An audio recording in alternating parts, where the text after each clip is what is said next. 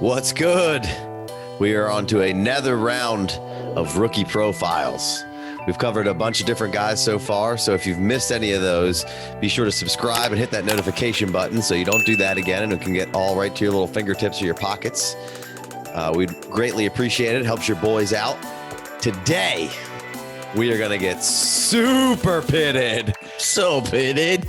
And talk about Mr. Kyle Pitts. 6'6", 240. He turned 20 in October. So yeah, what a youngin'. Oh my God. Little young buck. Couldn't ask for anything more from this prospect. We don't even have to do this video, right? Just draft Kyle Pitts. It's pretty simple. Yeah, I mean, it could be 30 seconds. Just go ahead and get this guy. A lot of hype surrounding him, but I believe it's warranted, and take him. But wherever you feel comfortable taking him, we'll get to that. So that's it. You know, be sure to like, review, comment, leave us a whatever you need 5-star to review do. on iTunes, please. And just get pitted. Whoopah.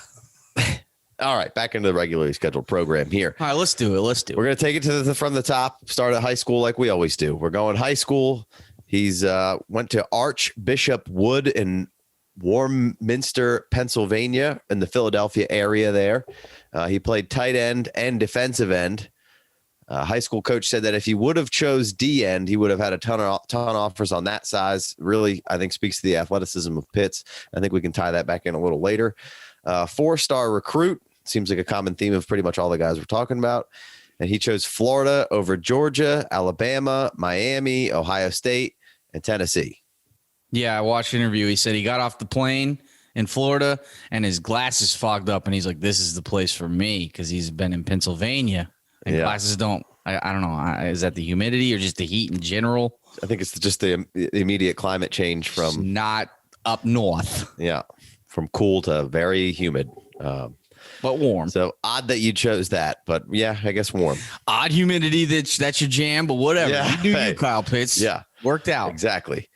So a little bit of weirdness in the high school here from how he got on this journey. He transferred from another high school in Philadelphia area to Archbishop Wood. And basically because of the reason that he was playing quarterback and he really wanted to play tight end. And then at one point, you know, he's kind of quoted as saying, on playing QB, I really didn't like it at all. I asked him if I could try tight end. He said, okay, we'll get it in. He gets in a 3-point stance. So I do that. And then he said, you'll never make it. So that's when I came here and I'm showing you what I can do to make it at tight end. So that's kind of, you know, he kind of wants to get out of playing quarterback and into playing tight end, because that's where he feels like he could be used. And he still does go back to that quote from his high school coach that wanted him to play quarterback to tight end about how I'll never make it. And he still thinks about that statement to this day, that basically saying you'd never make it as a tight end in that stance. First off, what kid wants to go from playing quarterback over to playing tight end? You know, like he said he forced to play tight end. This must be fate. He said he was just going with the flow, you know, because he's not a really, you know, outspoken dude. So he was just kind of like, yeah, this is what they want me to do. And he's like, but I really wanted to do this. So he gets a change of scenery, chooses a really, really good high school as far as a football program. Archbishop Wood wins a lot in the 5A. I think it was like Catholic football, PIAA or whatever. But then some more interesting little tidbits there are he goes to a Temple camp his junior season because he's in the Philadelphia area. And he worked at tight end. And even though there wasn't any film really on him playing the position, he earned a scholarship from Temple basically immediately following that. And then some other mid-Atlantic teams chime in. You get Penn State and Maryland soon followed to boot, of just like, this dude is just so raw and ridiculous. So some interesting course to get where we are. Kind of started at quarterback, switched schools, got in here, and really starts excelling at tight ends. Which is super interesting. Obviously gets the ride to Florida, and the rest is history from there. Shall we move on to the metrics? Let's do it. Let's get into those. Oh, those pesky metrics. So I'm kind of I'm not new to the metrics game, but I'm new to kind of trying to hone in on what exactly matters for each position. And it's easy. They make it pretty easy to know what metrics matter for wide receivers. But I did some digging into figuring out, what actually matters the most when it comes to tight ends. And I found an article on Player Profiler. There's other websites you can use to find analytical information. Peter Howard on Twitter does a great job of that. Basically, to break it down, right? So for tight ends, the biggest, a little different, a little bit. The most important athletic metric is the height adjusted speed score, which I'm pretty sure Kyle Pitts is at like a 354% height adjusted speed score. So that's going to crush. The next important metric for athleticism is agility. Then it's mostly draft capital. That's the biggest thing that can identify hit rates and tight ends. And then also you don't want a college dominator less than 15%. And the yards per catch is supposed to be greater than 12 yards per catch. So target share matters more than the dominator apparently, but draft capital, they say, is the biggest indicator of success at the future level. Now, the hit that we're quantifying is one season as a top 10 or 12 tight end. Right. So one season as a top 10 or 12 tight end is what we're trying to hit with on these metrics. I say all this just to basically prove the point that if you're strictly a metrics guy, Kyle Pitts checks every single box that you could want.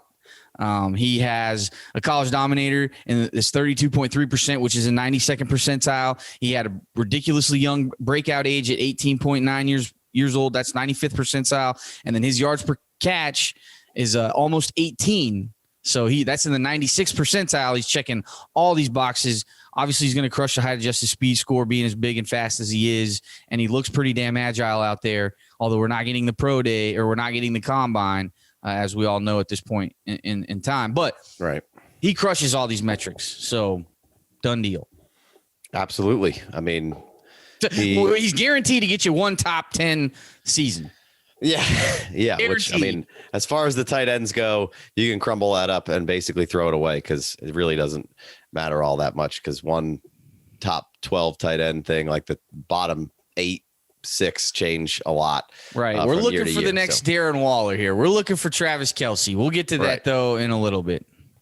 So if we go to the counting situation on the field, starting with kind of understanding who this guy is and where he was, you got to kind of start with where he was on the field position wise. So he's at 18.4% wide, 25.7% in the slot, and 55.9% in line, and 17.3% of that pass blocking. Right. So only 17.3% of the plays was he actually asked to pass block. Couldn't find numbers on how much he was asked to run block. They do chart the grades for run blocking. But they did not chart like number of snaps spent run blocking. So part of the reason that he was really into what Florida was doing is that they moved him all around. And you can see that with that percentages is not something that a whole lot of tight ends move around that much, where they used him all sorts of crazy. And, you couldn't find the run blocking. And while it's not really I don't think it's a super deterrent. He can run block. His high school coach was saying how, they played a very pro style offense when he transferred to the second high school and was playing a lot of tight end. Like he was asked to run block a lot. So he knows how to do it and he's not deficient in that area, but he's such a mismatch that, you want to move him around like that. And the stats kind of back it up. So furthermore, PFF puts 0 fumbles on 100 career receptions. So ball security, non-issue. Pretty strong. 2019 to the counting stats. He plays 13 games, 80 targets, 54 receptions, 649 yards, 5 touchdowns, 12 yards per catch, 229 yak. Not maybe up for yak of the year, but tight end wise, pretty strong. Yak per reception is 4.2. The contested catch rate, 56.5.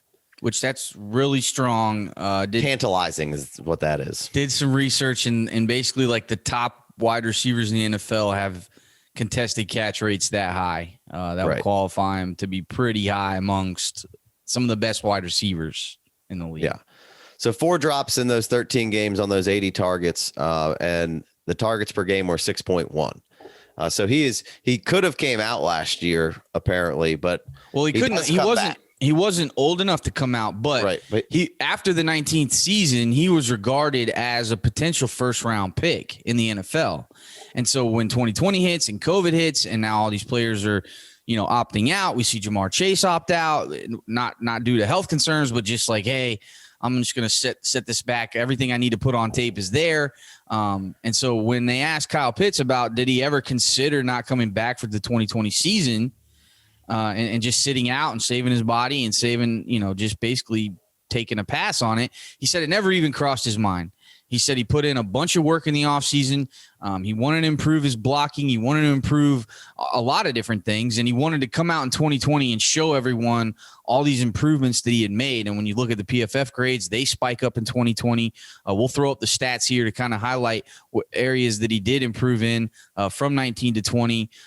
There was watching some of the games, there was an ESPN broadcast crew that mentioned that he worked in the offseason to improve as a pass blocker because he was told by the Mackey Award voters, right, which is the people who give out the award for best tight end in the league or in the college. They said that he wouldn't be considered for that award because he lined up out wide too often and didn't block enough. Now, spoiler alert, he wins the 2020 Mackey Award, but he didn't block more. Damn right he does. He didn't block more. His pass protection blocks, they actually went down to 9%. He spent basically the same amount of time in line, actually a little bit less time in line, more time out wide, and about the same time in the slot as he did in 19. So he was doing everything he did in 19 except blocking a little bit less. And they were like, well, it's like quality starts, quality targets, quality blocks. The quality block was the level was high. But do you really know why he won the Mackey Award in 2020? You want to know? 12 touchdowns? Because he just got more pitted. That's why. You got to get pitted. You got to get pitted, bro. If you're not getting pitted, you're not doing it right.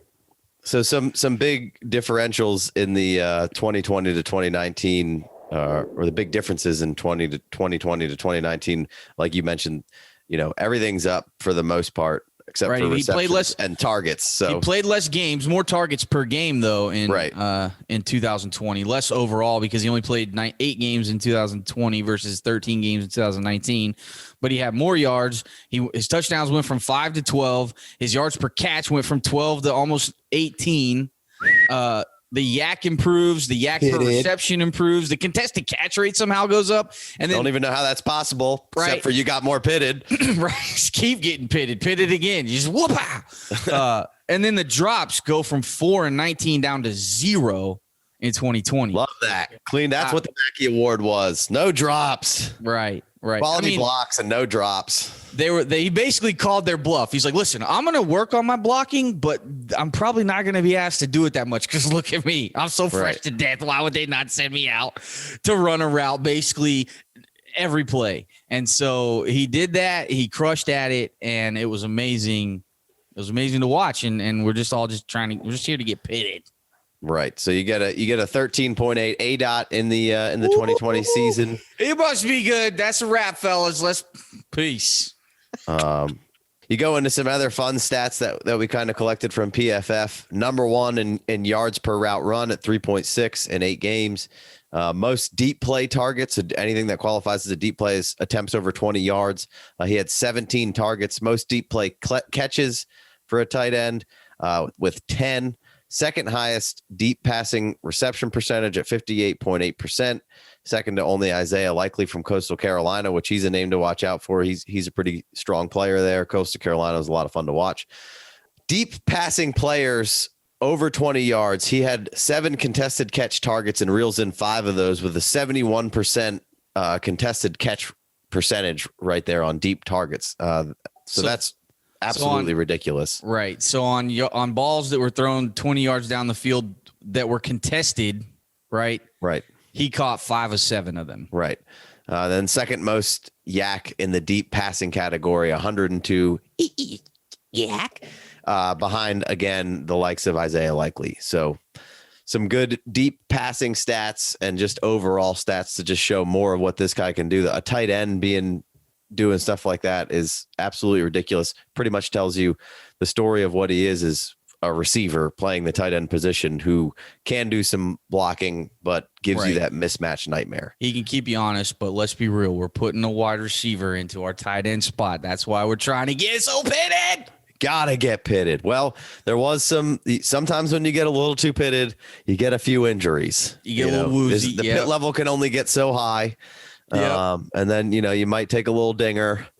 So what are we looking at injury wise here? Well, the only hole or attack you could poke at Kyle Pitts is a little bit of injuries, but I mean, I don't think it's going to matter because we'll get to the projections in the NFL here in a minute, but I don't think anybody really cares. I did kind of find it interesting. So I'll just go through the injuries I did find on him. Didn't find anything until late in August.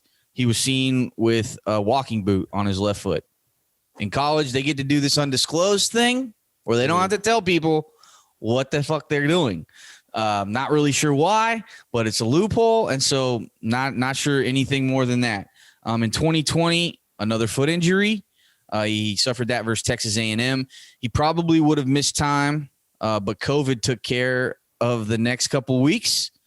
So the games weren't even played. They were postponed. So he didn't actually have to miss any actual games with that injury.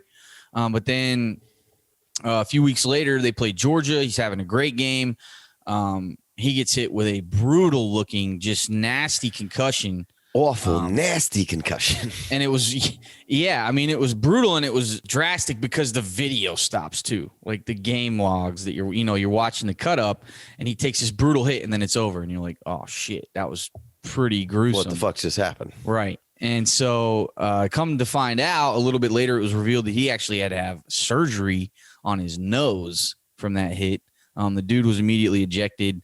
He misses the next two games versus Arkansas and Vandy, comes back and plays versus Kentucky and Tennessee. And then the next week, the week before the game before the SEC championship, they're playing LSU and they hold him out. They say some undisclosed injury.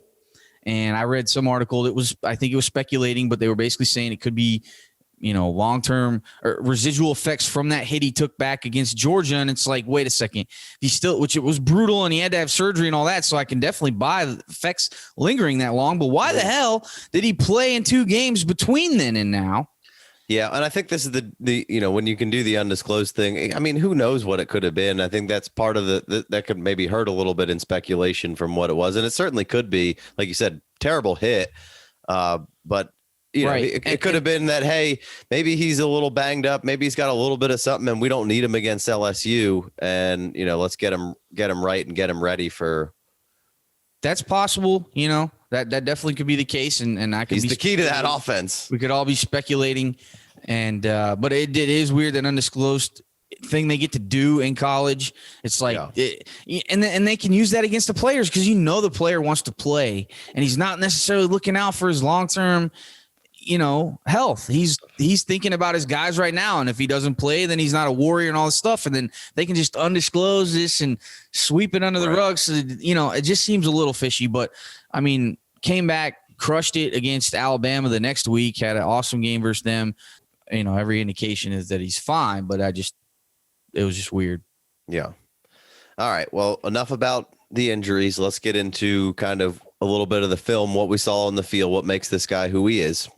I don't want to get too involved in what's going on here because I just don't think we need it's like crazy, ridiculous breakdowns. There's analysts out there, Mel Kipers and big time guys are saying this is, one of the top prospects they've ever evaluated. Like there's just high praise on this guy. Like which that just seems like they're feeding into the hype machine, but it seems a little bit like really the best you've ever evaluated. One of the best that they've ever evaluated. I mean, he's just different. And that's really the synopsis of this whole thing is just the dude is just different. Like we stated earlier, like this is a guy who's basically a receiver in a tight end's body. There's no reason a guy that big should be able to control his body the way he can control his body in the air on all those contested catches, contort around. And, the movement skills that this guy possesses are just elite for being that big. You took that's the words really right out of long my and the- mouth. That's really the long and the short of it. Right. I literally have that written down. He's an elite mover, especially for his size. He's just a freak. He's the complete package, you know? And you remember that episode of Curb where Larry David and John McEnroe, Larry gets the freak book and they get thrown out? yeah. Yeah. He's a Kyle freak. Pitts was in there. That guy's a freak. Yeah. Kyle Pitts, for sure. He's a freak. Like, whether he's gaining separation or not, like, that ball is his. Like, his hands are soft but firm. Like, he's plucking, That's some ripping, Shakespeare shit right there. just destroying balls that are in the air. We already went over that contested catch rate. I think that's what Gordon Bombay was trying to teach with soft hands. Soft but firm. Soft but firm. Yeah, I mean, yeah, soft, and then he goes up and just everything sticks in there, but then it's just aggressively pulling that thing down to keep from it getting dislodged or anything. He just has just little nuances, it seems like. He's a threat to score from anywhere. He's guaranteed to score in the red zone. I mean, I'll throw you guys a play after play of just crushing inside the 5, inside the 10. Like, you cannot guard this dude. Yeah, you line him up in line, and then you kind of slide him out single on the outside. You can, you're gonna single him, and you could even double him if you want, and he can take you to the end zone and catch a ball over you, or he can kind of run a route stutter and then cut to the front of the pylon right there and make a nice, catch that isn't easy for a big guy to make, where he's kind of going down to the ground, cradling the ball, just sucking it up. Just throw him a back shoulder fade too, if you want. Sure. Like, or hit him with the slant. Anything you want him to do. There's some finesse. He's really fast, but he doesn't always use it. He's not in a rush. He works well with the quarterback in the scramble drill. Yeah, right? that's one of my favorite things is he does, if the play's extended and it moves around, like, he always starts working back to the quarterback, and that can speak to maybe a little bit of his going back to his quarterback play. I mean, I think he's a smart, heady guy who wants to win and compete and do all the things he's supposed to do. But, being a guy who played a little quarterback could be a big part of that reason. Sure. And the last thing I have is that, he's not up for Yak of the Year, but there is some good yak in there. He's a beast For of a person. Tight end, there's ridiculous yak in there. Right. And he's really hard to bring down. And, he can score from anywhere, and he can dominate in close quarters, and he gains separation. There's some nuance to his movement skills. There's some delay. There's some hesitation. There's some lean, but he also can just get through contact and grab the ball. He doesn't have to gain the separation. Good luck pushing him off his spot. And I like what you said about being smart. Watching him in interviews and stuff, he's really like soft, well-spoken guy. He his play is completely different than his like tone of voice that he takes with people. Yeah. And like he doesn't necessarily want to talk about himself. He wants to talk, like, they asked him what he can improve on and what he worked on. He's like, man, everything. And just in the way he was talking about just minor changes in step efficiency, and it almost like are we trying to sound super smart here or not? Is it the glasses? I don't know, but he seems I wish like he played with rec specs on. He seems like a really smart guy, and then to be so, like, it seems like he's kind of humble and quiet, but then to see his play be so ridiculously different. Yeah, the guy didn't want to play quarterback, and he just stuck with it for a while. I just want to play tight end. This guy told me in high school that I couldn't. So, you know what? I'm going to be the best tight end the NFL's watch this shit. Yeah. Got to get pitted. Right. We talked a little bit about, like, the blocking isn't, he's not George Kittle out there just mauling dudes and taking them to the ground and just moving bodies. But, I mean, he's not a god-awful blocker. And, like I said, played a little D end in high school. So he probably understands a little bit of how leverage and where the guy's supposed to be and how he's attacking from. So that can certainly help in his game plan. But I mean, you would be an absolute fool to be like, hey, we're really going to throw the defense off the game here. We're going to keep Pitts in line, and we're not going to move him out. We're not going to throw it to him. What no one will expect? Block. No targets for Pitts. Let's not have him run pass routes. You went back to those targets per game, 8.1 in 2020. Right. Target that man. That's what you do. You move him around. I think they call him an F-style tight end, where you move him all around like that. Their coach said he might be the best X receiver he's ever coached, and he's a tight end. So, right. And I mean, at the end of the day, I know it's a bad word to say it, but like, he's closer to a Calvin Johnson type player than he is to any tight end that you've ever seen before, because he can just do so much, and he's playing the tight end position. So it's an automatic mismatch. Like you're trying to, I was just listening to Rosillo podcast today with Warren Sharp, and Warren Sharp was basically saying how 12 personnel has been the most effective personnel on the field because it tells you who's guarding who you're bringing out. Are you bringing a nickel? Are you bringing a dime in, and where the mismatches are? And Kyle Pitts is a guy who can just get you in all those different alignments and just absolutely extort your mismatches. You can double them. You do whatever you want. You stick a corner on them. Good luck. Better be a big physical corner. You stick a linebacker on him. He better be one of the best cover linebackers in the country. You can double him with a linebacker and a safety if you think that's going to work. Like, all you're going to do is put him out on the field and mismatch him. And like you said, red zone efficiency and mismatch is out of this world. So now, this guy just is just different to take a tight end this high though. Isn't it a little dumb? Tight ends mostly busts? I don't want to say we're being irresponsible because it's not irresponsible, but I get it. I can understand the mindset of saying, this guy's a tight end. We're not going to take him that high. It really doesn't pan out. You have all of these first round tight ends from, the list goes on and on, but I only went back a few years. You have TJ Hawkinson, who was a top 10 pick. And he seems like could be panning out. Not great that maybe he lost Stafford and we're going to golf, but he looks like a good player. He kind of has everything. Noah Fant, I think, will be just fine. He just needs to stay healthy and get somebody who could deliver him the ball time in, time out. So I have no problem with those guys. Hayden Hurst, never understood that one. That was a bad pick. OJ Howard, Evan Ingram, Njoku, all from the same draft class essentially there. Looked like OJ Howard was about to break out there. Evan Ingram was always kind of more of a receiver than a tight end necessarily, but Pitts here is just night and day better receiver and just a bigger frame and can do more things than Evan Ingram can do. So automatically you're at a plus there. Like catch the ball. Yeah. And Njoku is just a dude who is just super raw. And, it sucks. It sucks so far if you took him at the end of a first round in that draft or the top of the second because you haven't really got much return, but there still is some chance. And obviously you don't want to take Kyle Pitts. You didn't have to take Njoku as high as you're taking Kyle Pitts, I don't think, but you don't want to waste that pick. Ebron was a top 10 pick overall. He's had some ups and downs and been okay. I believe Tyler Eifert was a top round draft pick. So yeah, all these guys, it doesn't sound super sexy, but I mean, the first round is basically 50% for any position grouping. And again, this guy is just different. I think TJ Hawkinson is going to be fine and Fant's going to be fine. And OJ Howard looked like he was ready to pop this year. Just unfortunate that he got hurt. Yeah, a lot of people compared him to Calvin Johnson. And Njoku and OJ Howard, they were especially in startups, not necessarily rookie drafts. I was on board taking them kind of wherever you needed to towards the end of the first, early second, if they were around and you needed a tight end. And, it didn't work out, but that's okay. You take swings on these guys like that especially when you need a tight end or if it's tight end premium. And in startups, they were pretty expensive. And I missed out on a lot of those guys in startups just because they were just too expensive for my blood. Right.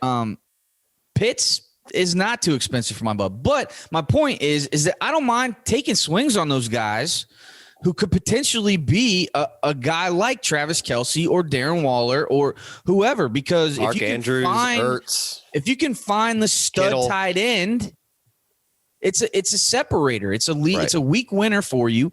And and like we were talking off air, Kelce and Waller, they are now cornerstones and have been cornerstones of your dynasty team, and they give you a weekly advantage. And I'm down to keep swinging on guys like Pitts. There are no guys like Pitts. That's the point. Right. He's like these other guys, but he's better. Exactly. At least that's what it looks like. And that's whether you want to watch the film or look at the analytics or the character or the production, whatever you want to look at, the athleticism, it's all checked. And so that's why I'm down to take the swing, man. I'm down to take this swing. And wherever you feel comfortable, both in a startup and in a rookie draft. And that's with it not being tight end premium. And if it's tight end premium, then it's a no-brainer to take this swing. Yeah, exactly. Yeah, we'll get a little bit more dialed into exactly where he's going and where we feel comfortable about it here to wrap things up. But you mentioned tight end premium leagues, and that will move the needle up a little bit for Kyle Pitts. Now, some people will say, I don't even pay attention to the premium. Fine, that's on you. But that's dumb. You all should be playing tight end premium. Just want to throw it out there. Here's what it is. In one of our tight end premium leagues that you and I play in, Jay Wayne, that's full point PPR, 1.5 for a tight end. I don't think there's any other crazy scoring. Travis Kelce was the wide receiver one with 367 points. Devontae Adams he scored more than every wide receiver. Devontae Adams was right there with him with around the same amount, 360 some. So, he's the actual wide receiver one. And then Darren Waller comes in right behind those two guys as the wide receiver 3 for 336 yards, or 336 fantasy points. So, that's the big difference here is those guys are huge difference maker. You'd be hard pressed to find a team who had Travis Kelce or Darren Waller on it and had any semblance of a decent team around them that weren't going to the playoffs and anybody wanted to play, because good luck. TJ Hawkinson was 29th in PPR scoring in tight end premium in that particular league. One less point than DJ Moore. When you're saying these numbers, you're including tight ends as wide receivers. Basically. These are all if they were a wide receiver, right? These are just the list of the best guys who caught passes, essentially, as a tight end or a wide receiver. He had, one less point than DJ Moore and 3 less points than CeeDee Lamb, I believe. So, and he had more points than Cooper Kupp. That's TJ Hawkinson. That's a guy who was a high draft pick as a tight end, and looks to be the part. Logan Thomas, came in as a quarterback. Now he's a tight end. He's not just a throw-in, as Big Co likes to say. We've been doing a lot of FFPC trades and stuff. He's not just a throw-in in trades anymore. He was 26th in receivers in premium with 212 points. Logan Thomas came out there, adjusted, and absolutely crushed for the Washington football team. And then Big Bob Tunyon, he came in at 32. I had the page sorted by 32. He came in at 32. So tied to A-Rods, they needed another guy. Tunyon stepped up in a big way. So tight ends, those were just the top 32 PPR guys and receivers with tight ends included. So, there's 1, 2, 3, 4. There's 5 tight ends on there in tight end premium. And Pitts is a guy who basically is very much so like a Darren Waller who wasn't miscast at the position of just strictly playing receiver. And right. Then He's wanted to play tight end his whole life. Right. So Darren Waller was a big receiver at Georgia Tech, got into the league, got drugs and alcohol, went to rehab, had all sorts of crazy shit going on. And then, got a shit together. Right. And now he's a little older, but he is absolutely unguardable because that's what Kyle Pitts absolutely can do for your team right off of the rip, because he's been doing what Darren Waller is just learning how to do for the entire time he's been at college and some years in high school. Right. Love Darren Waller. Think he's a beast. We were on him before he was anything. If you were been listening to us, we had Darren Waller on every single team, because why not? He was free. And that was the year before Mark Andrews broke out too. We had Darren Waller and Mark Andrews on all our teams, and boy, did that pay out. In tight end premium leagues, man, I got and with an extra flex, if I got 2 good tight ends, I got no problem flexing 2 tight ends on you. Yeah, absolutely. Yeah, I mean, I won a super flex league, a super flex tight end premium league, where I lost Christian McCaffrey and Odell Beckham, but I had Waller, so it was didn't matter. Right.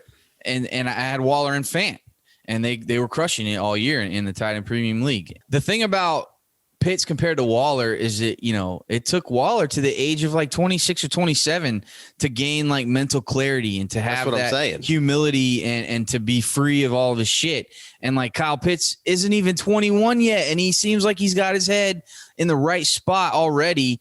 And obviously there's nothing like the Waller, addictions and stuff like that.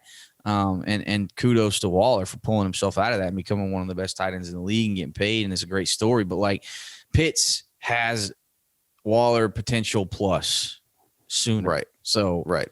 And I mean, again, Travis Kelce is the motor that makes that offense run. Now, sure, you need to get in the right offense to really unlock what Pitts can do. Does the tight end position, is it one of the hardest transition? Is it one of the hardest positions to play? Absolutely. But I think the manner in which Pitts plays can make the adjustment a little easier because it's more of a receiving dynamic. Now, sure, it could be a little slow to start off. I mean, plenty of rookies start off slow. Not this last It's a tight year. end position. Right. Not this last year wasn't really the case. But, like you said, you saw this was the second year for Hawk, and Hawk's in there crushing. And I think Noah Fant will be just fine coming off that list. So, tight end premium leagues, I love collecting tight ends if it's a deeper bench league. I know that's not fun to, people aren't excited about it, but I'll collect all those guys that I think are that are good and can play. It might just be a little miscast or still figuring some things out, because tight ends are kicked to the curb quickly. Right. And I think it's one of the biggest advantages of fantasy football is when you do have one of those really good players. And I think the league is looking to move. We've talked about this a million times, to move to a little bit more positionless football, and the good head coaches and OCs can figure that out a lot better and unlock things. And, again, Travis Kelce is the engine that makes that Kansas City offense run. It allows them to do so much. And he's the catalyst behind there. And Darren Waller, the same for the Raiders. He is their offense, so it's throwing the ball wise. Just don't get all beside yourself of saying, hey, it's a tight end, I'm not taking him there. Like, I feel like you can draft this guy really wherever you feel comfortable, especially in tight end premium. So let's get into a little bit of where DLF has these ADP and the DLF rankers have them. This is not tight end premium. So DLF ADP has him 7th pick overall in rookie drafts. And so that would be basically all the top RBs, ETN, Harris, and Javonte. The top 2 receivers, Devonta and Chase, and then Bateman in there for that, all guys ahead of him. And now the DLF, that was the ADP. Now the DLF ranking, they have him at the 7th spot, same place, but we basically just swap Waddle for Bateman below Pitts in this scenario with the rankers, and the ADP. Waddle is below Pitts in the ADP. So they got him around 7th. How high are you down to take him? Honestly, in tight end premium, after I get past 2 or the 3 running backs, like I'll take Pitts, like 4, 5, 6. That's about where I'm looking at. And I'm not scared to take that guy at all. This guy can absolutely be a difference maker. And, again, we like to try to control some of the hype, but I'm hyped about this guy. He checks all the boxes that you could ever want. He's absolutely a mismatch nightmare. And yeah, he certainly could get, like, right now, I wouldn't really love it if he went to the Eagles necessarily, mostly because I don't love the quarterback situation, and we don't even know what the final product is of that. And I mean, Jalen Hurts has played 1 year, and they could draft another quarterback. And if they build the offensive line and give Hurts a chance, maybe it's a great offense. Like, well, if they draft another quarterback, then they can't have Pitts, I think. So no, for sure. I'm just, there's obviously, I think Pitts ends up in the top. If he went to the Eagles, but I think he ends up in the top 15 of all these draft picks. He could go even higher. Somebody could trade in to get him. Would you take him at 1-3 in a tight end premium league? I think I'd probably take Javonte Williams in the running back, but after that, I don't care. Like, I mean, you could. I'm not going to be upset if you say, "Hey, you got to take Chase." That's ridiculous. Then take Chase. That's fine. Then slot him on the next and slot him at 5. Or if you want to throw Javonte Williams out of there, I love. We mean that Harris and ET's gone, but that's probably not where most people probably don't have ET at 1-2. Right. If you want to throw Javonte Williams back behind him, that's cool too. I'm leaving ET and Harris up at the top. And then if you want to say Chase, it could be 4, 5, 6. Any of those places I'm okay with taking Kyle Pitts at, especially in tight end premium. Definitely in tight end premium. Now, regular, if you want to slot a couple of guys ahead of him, that's fine, but I'm not scared to draft this guy. I'm going to be doing everything I can to get as much Kyle Pitts in startups and in rookie drafts as I can, selling next year's picks or whatever. Like, this is a mismatch week in, week out for NFL teams and for your fantasy team if Pitts pans out the way we think he is. And I'm just uber excited to hashtag get pitted. So pitted. You got to level up. Gotta level up. You gotta level up with Kyle Pitts. Level up. Level up. All right, guys. Get out of here. All right, thanks for joining us, everyone. If you're listening on iTunes, hit us with that review. If you're on YouTube, let me get that subscription, dog. Add a thumbs up. Is that too much to ask? I don't think so. If you made it this far into the video, let me get that thumbs up. Let me get it. Thanks, everyone. Peace.